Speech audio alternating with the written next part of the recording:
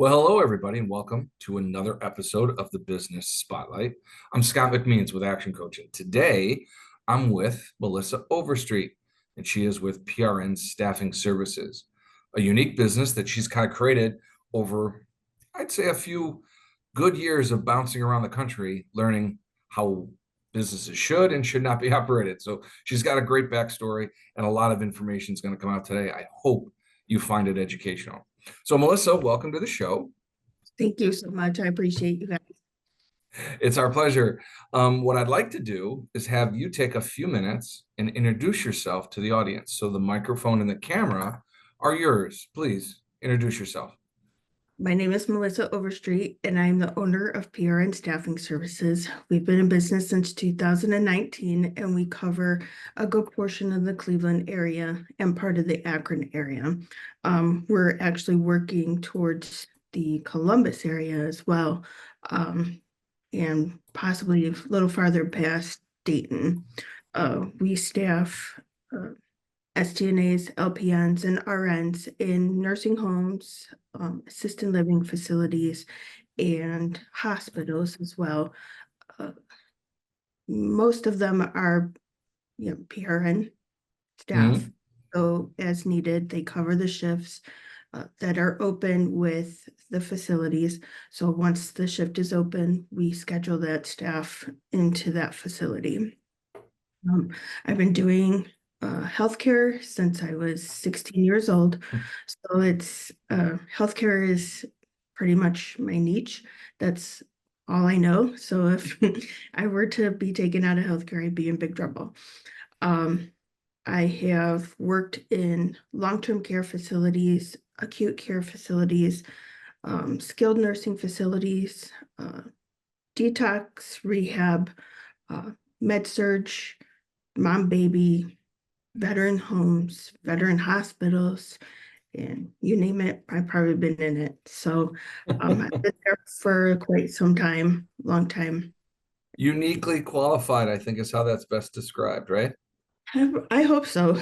So, you know, Real quick, for those that are not within the medical community, explain what PRN means. PRN means that it's as needed. So if somebody is PRN, it's just as needed. So if somebody comes in and they say, well, we need a PRN person. Okay, well, we're going to get you that PRN person. Okay.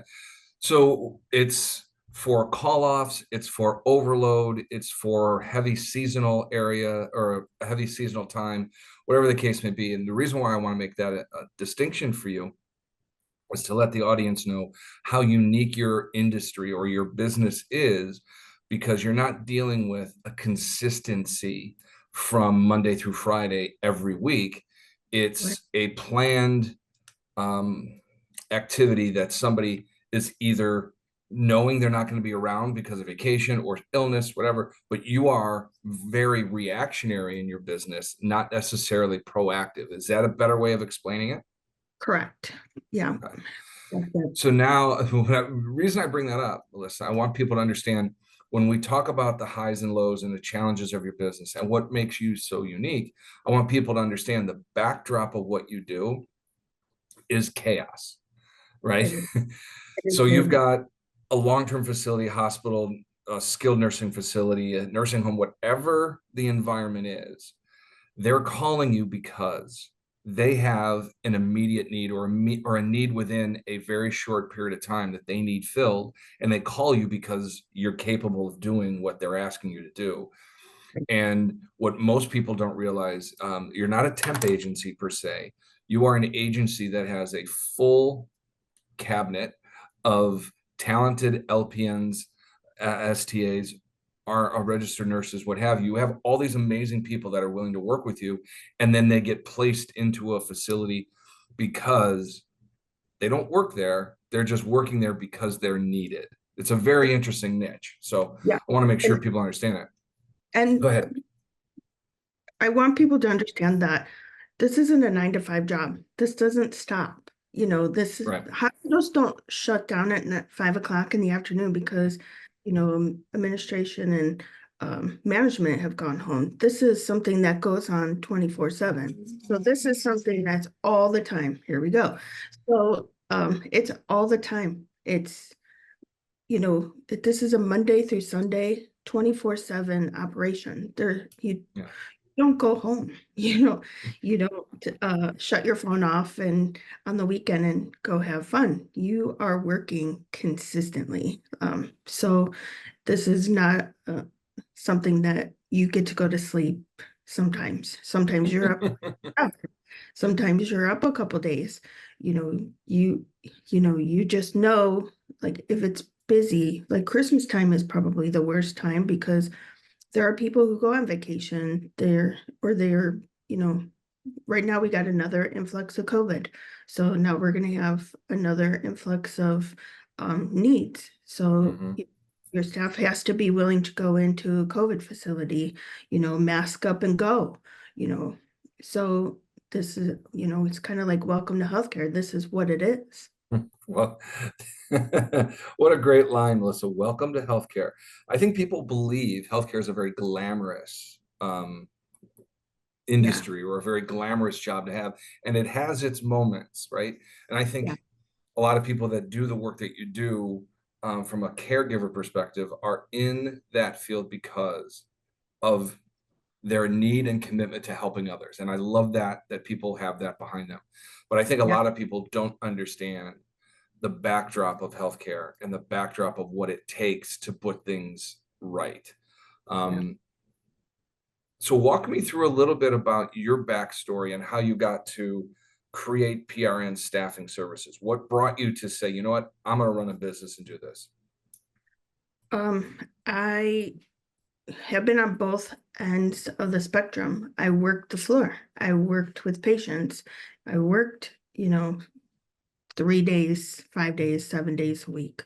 So I worked the shifts. I worked with the patients, did all that stuff. So I understand what it's like to walk up and down the hallway and have two people in the whole entire building.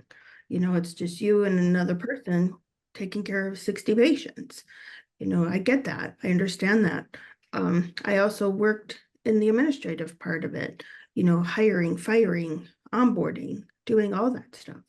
And then I worked with the government, doing government contracting in Texas, putting people into military hospitals and things like that for contracts.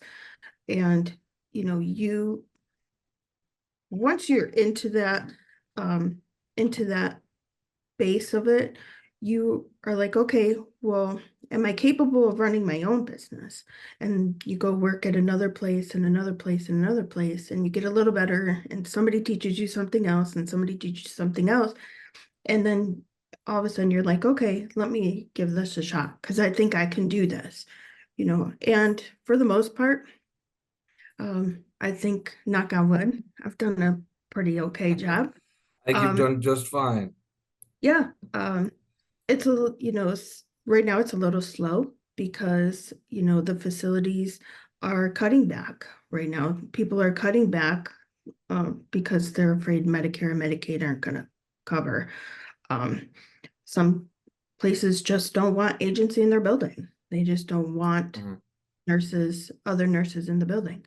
Um, you have to convince someone that you're not like the other ones. You have to make Yeah. sure that you're convincing them you're not the same as the other ones. I built this business on, you know, discipline, respect, and make sure that everybody knew that when they came through to PRN staffing, that this wasn't the same as the other five agencies, like the big five. We don't want to be like them. We want to show up to work, be professional, be ready to go to work, do what we're supposed to do what you're taught to do in school, and, have a job description, do exactly what the job description Mhm. says. And, you know, make sure all your duties are done, make sure the important things are reported, and make sure that you leave a lasting impression on the management team and the other staff members. You know, be Is that what better. you would say, Melissa, separates you from the big boys? You know, you said the five other agencies that are bigger, and is it what separates you? The discipline, the respect, and the willingness to go in and do the job they've been trained to do at a Yes. level that is at or above the standards of the facility they're in. Yes. And the reason being is because I have to make sure that I have a 50-50 attention span. 50% of that goes towards my staff because I have to make sure that um, my staff are taken care of. And the other 50% is taking care of the client. Make sure that when they come in, they're on time, they're doing what they're supposed to do, they're following the policies and procedures of the facility, and they're doing exactly what the client's asking. But you also have to make sure you're as good as what surrounds you. You have to make sure that your staff Mhm. is really good. And I have a serious vetting system. Like I know who I want on my team and I know who I don't. You know, um, when I So, start asking questions, I want an answer. I don't want a one word answer. I want to know, okay, mhm, work. Why did you leave? Is there a reason why you left? If you're not getting those answers, there means that there's a reason why they left. Um, okay, and I want to make sure that um, I don't have the same repeating problem as the facilities. Their problems are the same as my problems. We have to make sure that we have enough staff to cover them too, yeah, and like I tell my staff, your problems aren't their problems. Their problem is staffing. you know, they don't, not to be nasty, but they don't want to hear your problems. They want to hear that they have somebody coming in that's reliable to take care of the patients that they are assigned to. right, We're no drama agency. We have no drama. If something happens, like that's very important, those girls know they can call me at 2 o'clock in the morning and I'm coming. I'm taking care of them. So yeah. that's the difference between me and them. I'll get up and go. I don't see like the big five getting up and going. Well, that definitely a separation. And one of the comments that you made, I think, is one of the more profound comments I think most business owners need to pay attention to. And it's something they can build a foundation with. And that is, you say you're only as good as what surrounds you. So there's that old adage of it's hard to fly like an eagle when you're Mhm. surrounded by turkeys, right? Exactly. Yeah. So how is it that you go through your vetting process and select the right people without having a limited number of people to work with you? Walk me through that, because I think most people, and again, I'm talking about business owners trying to make the best out of their opportunities. They Mm. always think there's no way I can hire exactly what I want, so I'm just going to hire what's available. So I want to get your thought process. Like, this is a really good lesson for people to learn, is what makes your vetting process so successful that you get those people that have the discipline, the respect, and the capability to do what they've been trained to do. And you now surround yourself with those people. How is it I that you do that? I worked with somebody who was at a facility and they basically had just kept rehiring people and rehiring people and rehiring people. And they would tell people, well, we could just bring them back. Mm, Well, I have a stack of resumes that of people who really want to go to work. So why would you bring somebody back that you fired 3 times? That you're just mhm. saying you're desperate for help when you can go through the resumes. Look at their start dates and look if they're still working. Look if they've, how long they stayed at that facility. Look and see if they had um, you know, if they've been fired. They're not going Right. to tell you if they're fired. Sometimes they do tell you if they've been fired. And then you ask them, okay, why were you terminated? Oh, because I called off all the time. Okay, well, that's not going to work for me. You know, Yeah, in a PRN environment, that's not going to work for me. You need no. reliable people, right? And this Yeah. is what I want people to understand, because most business owners have a really hard time with hiring the right people. And there's the statement that says, and this is something we teach, you should take the right amount of time to hire the right person and a very short period of time to get rid of the wrong person. right? Right. So hire slow, fire fast. Pretty much Yeah. what I'm saying, right? Right. But most businesses are so afraid to let somebody go because who's going to do that work now that this person's gone? You'll find it. You'll I'll find find. somebody to do that work. Either Mhm. you do it yourself until you find somebody to replace it, or there are a number of people that are qualified to do work that want to do that work that will find you because your reputation is stellar. The things that you do and the pay that you provide is top notch. They will find you. You just have to be a beacon to allow people to come work for you. Yeah, And I I think think this that, is a really good lesson. Sorry, I go think ahead. that it's okay. I'm sorry. I think the other thing is that, employers don't ask for referrals. Like they don't ask Right. for a referral from their team members. Like I have probably 8 girls that work for me that came from one referral. They all went to Yeah. nursing school together. They all work together at a facility, and they're amazing. Like I've never had one problem with one of these girls in the time that they've been with me. They come to work, they're on time, they Mhm. have equipment, they have what they're supposed to have, they do what they're supposed to do. Nobody ever asks for, hey, do you think you might have somebody who might be a good fit for this Right. position? You know, Posting on Indeed sometimes is not gonna work. Well, Um, there is the adage, you post on Indeed to get attention on the business. But I think one of the best things that you just suggested was when you have a talented person, you ask them, do you know of yeah, anybody that would love to work here and is anything remotely close to you and your qualifications and your status? Not that you want to have replicants across your business, but you want to have people that think very similarly in the line of they have a dedication and a commitment to doing the job and doing it right. They have a good set of skill sets. Okay, those are the people you want on your team. And there should be more referrals happening because people want to work where other people are happy. So the fact that you have 8 girls on your team that came on because of referrals from somebody already on your team, that says a couple things about you. One, you have a good environment that people like working with you and for you. Two, they like it so much they're willing to tell other people, come check it out. And three, they actually checked it out and found out, yeah, I want to work there too. So that's a yeah, really good thing to say. And again, these are lessons I want people to understand because running a business is not an easy thing to do, right? It takes a lot of time and effort and dedication and commitment to doing things.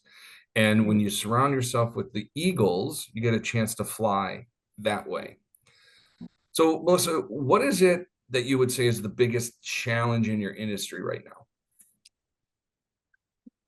Getting administrators, directors, HR managers just on the phone, or even um, just grabbing their attention right now. You have to be able to get past the receptionist. I guess the receptionist was trained to not let us ask the is it administrator is to it talk. that they're not taking calls for solicitation, or they're not taking calls for what you do, or is it just that they're so overwhelmed they don't take calls from anybody? What's the challenge with a facility? I think what you just said, they're so overwhelmed. And then second of all, I believe that you know, we're like one of probably 1,500 agencies that might call them a day. They probably get 100 Hmm. calls, hey, sign up with our agency, or hey, sign up with our agency. We can fill it up. You know, my biggest thing is like, I've heard some nasty stuff from people. People will be like, well, you guys are the root to all evil. Well, yeah, we probably are, but we're not that evil when we're coming in and filling the shifts, or we're Hmm. covering the shifts. You know, it doesn't matter if I'm the evil person staffing my people in the building. It matters about patient care. The big circle is that people have to realize that when somebody's placed into a nursing home, they have to remember they gave up their home, their Hmm. freedom, all their belongings. They gave up everything So they gave up their personal space to go into a very small space. And what I was always taught was a nursing home is their home. Like, I'm a guest in their home. Hmm. So as a guest, I'm going in there to take care of them as I need to. And I think a lot of people have really kind of lost that. They're paying to be there, but they're they're there. They're there for a Right. reason. They're there It's their because home, and family can't they're take care yeah. of them, or because um they just medically can't be by themselves anymore. And you know, if you're short-staffed, you're not really taking care of the person in their home. Mhm. No, If 100%. It's a challenge. My mother is in a nursing home, and she's at a phenomenal facility. They take great care of her, but I can tell, I will tell you, it's a challenge to go visit her and not feel as if it's intrusive to have somebody come take care of her, right? Because I'm trying to visit with my mom in her home, right? And the staff has always been really good about it. But I find it interesting that there's a lot of movement, there's a lot of activity going on in the nursing home, but there's never really any sense of invasion to my mother's room. That makes sense, and that's what I like about what they do there. So I want to go back real quick to the challenge of getting in front of administrators and that. It's is it a message or is it a question of your service value that they're not getting, or is it just they're just they want to talk to people? And it sounds like it just they don't want to talk to people. I don't think they want to talk to people because I think they're so tired of hearing the same story over and Yeah. over. Well, we're the greatest agency in all of the land, and they hear that 100 times a day, and then they're signing a contract and they come in and, then they've got, aides who don't show up, who no call, no show, they come and they're, fighting with each other or on their Yeah. phone and just, it's I can see their frustration. I see that, and it's kind of like, Hmm. well, just give me 1 minute. I I 15 seconds. I can convince you in 15 seconds to bring them in. If you don't like us, then we'll figure it out, but I'm telling you, you know, this is one Right. second. You give me 1 second of your time. um, and when I do get them on, I explain our business model, how we staff, our technology, because we do have an app. We have an app that we use to schedule.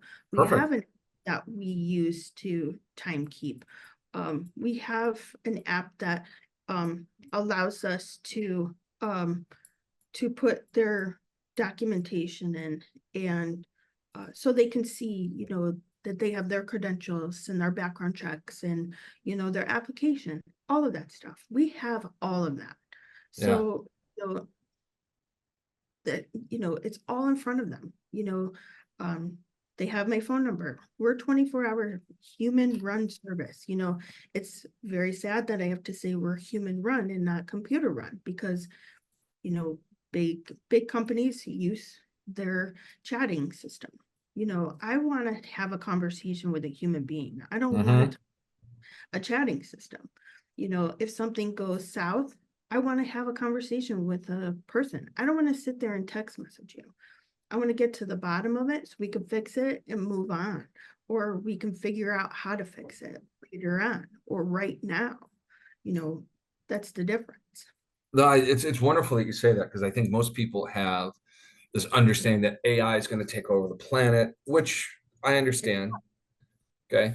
They have I strongly believe that most customer service would change drastically if every customer service person or the person who put in charge of customer service had to actually go through their own customer service.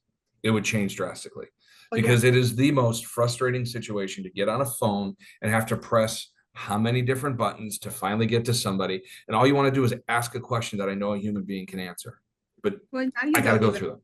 you don't even push a button. You just tell them what you want. And if that hears you, then you might get to that right department. Yeah. That's you know, Well, but I think a nice little service value that you have is your human run operation that uses technology to make it a better experience for both parties, but you're still a human run operation. And that correct, means feet on the street doing the job and a human being on the other end of the phone that can actually address your concerns. That's a exactly. big step. It's a really Yeah. big step. I don't want to What do lose you, that. no, That's and I think there's a lot of drive to get to automation, but I don't understand the reasons behind leaving the human element behind. It needs to be remain, in my opinion, because that's the way you experience things. Again, people will never remember what you said. They don't necessarily remember what you did, but they always remember how you made them feel. And yeah. if you feel frustrated because I had to press buttons or I was talking to an automated machine, I didn't get my answer, it doesn't help. Melissa, what was the biggest aha moment you've had as a business owner? Positive or negative? Like, what's the biggest, like, oh, yes, got it. That's my biggest aha moment. I guess my biggest aha moment is that I realized that I cannot do this anymore by myself. Okay. Um, I'm a little bigger than I thought I would be, and um, it's not a weak thing, but it's definitely like a mental thing. Like you can't keep doing this for 24/7 for as long as I've done it Hmm. without needing a break. Need a Yeah. break. Um, Okay. and you know, it's effective, but it's ineffective at the same time. I So, understand. right now I'm trying to figure out how to expand and not be, not, I want to make sure that my staff is well cared for because I'm the one that makes sure that they're okay. I want to make sure the clients are well cared for. I don't want to be the mom in the group that goes, oh, let's go do this. Oh, wait, you're doing it wrong. You Yeah, didn't do right. it, I did it, and then take over because I don't want to be that person. I want people to just go ahead and do it.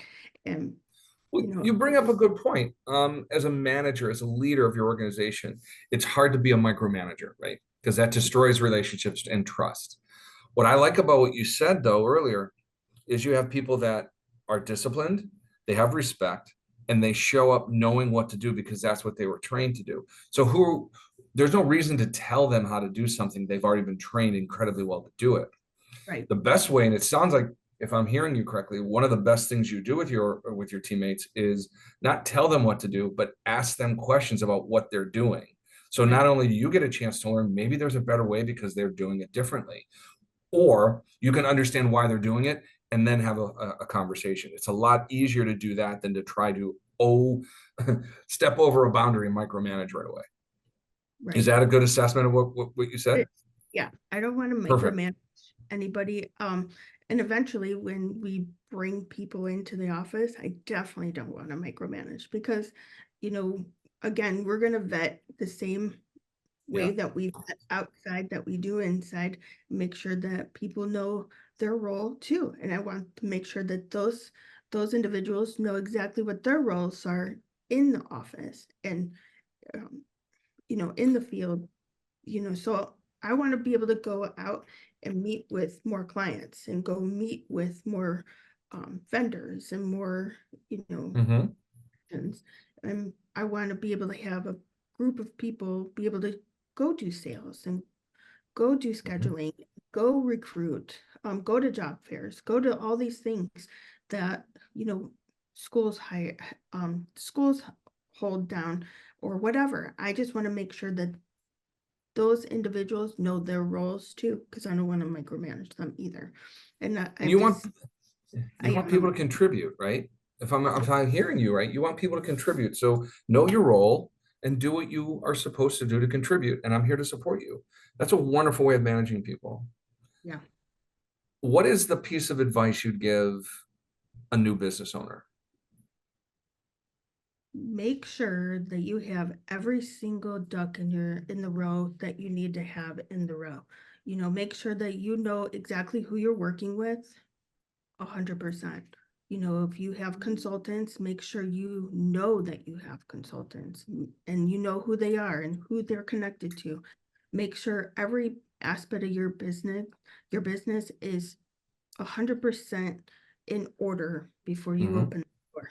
You know, your insurances are taken care of, your payroll is taken care of, your you if you have to use a funding company, make sure your funding company is in Mhm. line with everything. Make sure everybody's following the same rules that you're supposed to follow. Make sure that you know who you're working with. Sit Love down it. with them and make sure that you're straight, you know. Love it. Yeah. Now, if you were to go back, I know you said you started when you were 16, so I'm going Yeah. to ask you to go down, sit down in a park bench, and you're going to sit down next to 18-year-old Melissa. Yeah. What would you tell her? It's gonna be fun.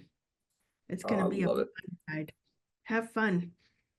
You know, go do it exactly what you want to go do, and it don't change anything. I would not change anything. Oh, Everything just went the way it went. okay. I love it. Don't change anything. Have fun. Get your ducks in a row. Great lessons, right? And just so people understand, and again, I made comment about this earlier. The PRN world is not for the faint of heart. It is a grind business, right? You are, again, 24/7. You're managing, you have all these things going on, and you still sit here and you're smiling. You have a great outlook on your business. You have a great outlook on what you do. And I want people to recognize too that you have a very different methodology by which you do things. The fact that you are a human run business is a big piece. The fact that you have a 50-50 relationship, 50% of your time goes to your staff, 50% of your time goes to your clients to make sure they're both happy.